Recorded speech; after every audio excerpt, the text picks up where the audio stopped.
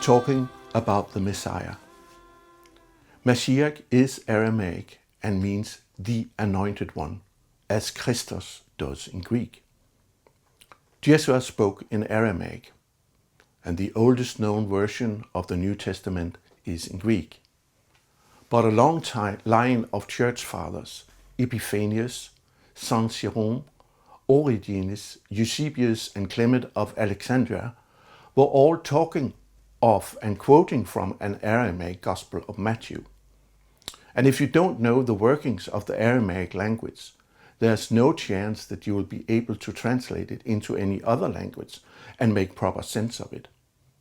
Remember, Jeshua had never heard about Christianity. Jeshua and his followers called themselves the ones of the way. It was the Romans who nicknamed them Christians. Christianity was invented 325 years after Jeshua went to heaven. That was when the Christian church was created through the man-made dogmas we know to be the truth about Jeshua today.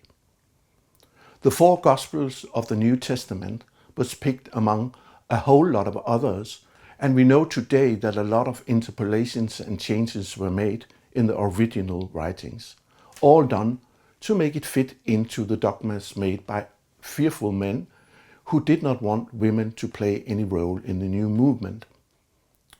In fact, Mother Mary did not play any part before in 410 BC, when the people wanted their old goddess back, which paved the way for her. The new religion took this man, Jeshua, and turned him into Jesus, totally forgetting his Jewish background and Essene upbringing. Just think about it. If somebody should write about you and your lifetime 325 years from now.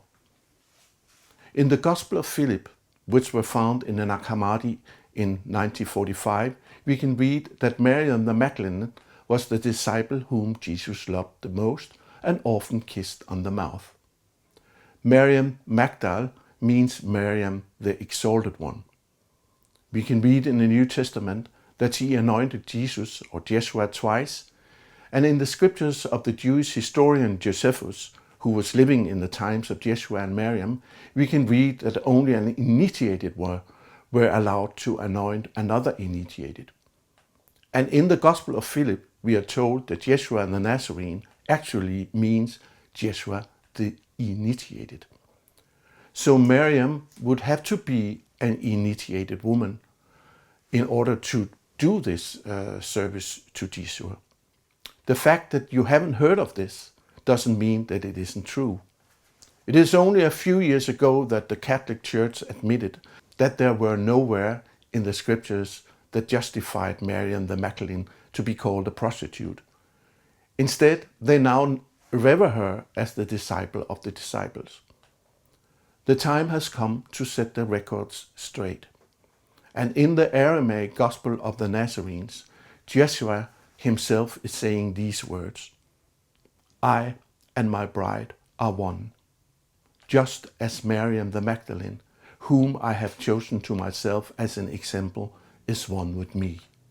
In Aramaic, kalta does not only mean bride, but can also point to an inner feminine principle. So is Jeshua actually saying, I have become one with my inner feminine principle, a principle I have found reflected in an earthly woman, Miriam the Magdalene, and therefore I have chosen her as my bride to be one with me.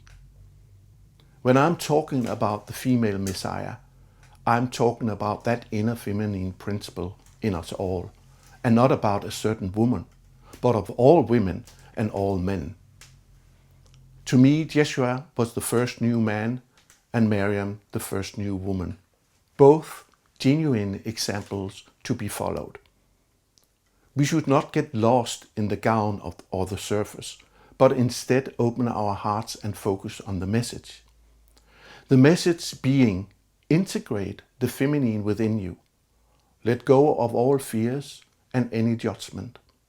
It is so easy to demonize and project our own littleness towards the things we don't like to hear or don't know anything about. Let's instead open our hearts to the tenderness and the unconditional love that Yeshua spoke about, that so many of us are just talking about, but only a few are able to realize and manifest in everyday life. The Messiah is the principle of light and love being born in each one of us. Yeshua was not the only begotten Son of God, but the first one. He is our elder brother who have shown us the way, saying, "Look, this is how it can be done." That is why he said in the New Testament, quoting the book of Psalms, that we should remember that it is written that we are all God's, meaning that we are all God's children, who are called to take responsibility for that creative God consciousness in which we were born. Every word we say, every deed we do is leaving an imprint and forming the world.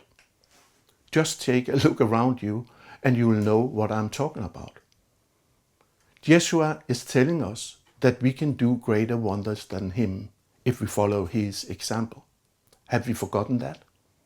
He actually wanted us to have the experience ourselves and not just live by ideas based on theological dogmas. Let's step out of hiding. Let's forgive and allow ourselves to be forgiven. We say we have heard it all before, but we still haven't understood that this compassion needs to be in every thought, word, and deed of ours. As Yeshua is saying in the Gospel of Thomas, which we now know is among the earliest writings of the Messiah, if not the earliest, "When the two become one, you shall move mountains." Meaning, when the heart and the mind become one, when the divine feminine and the divine masculine become one, we will be able to see clearly, to heal the sick, raise the dead, and restore the broken. When there is a light, there is a way.